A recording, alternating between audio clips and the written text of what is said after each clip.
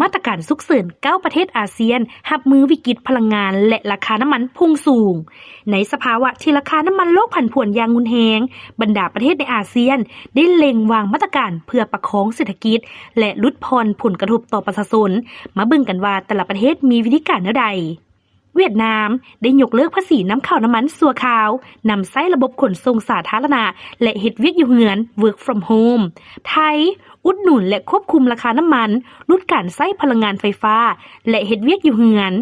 สิงคโปร์ปล่อยตามกลไกตลาดบ่แทรกแซงราคาลดภาระค่าของชีพคืนค่าไฟฟ้าและแจกคูปองส่วนลดเพื่อหันไปใช้พลังงานไฟฟ้า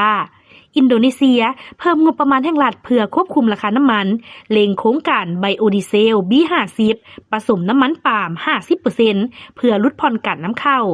ฟิลิปปินส์เฮ็ดเวียก4มื้อต่ออาทิตย์ติดต่อนำเข้าน้ำมันจากรัสเซียเมียนมา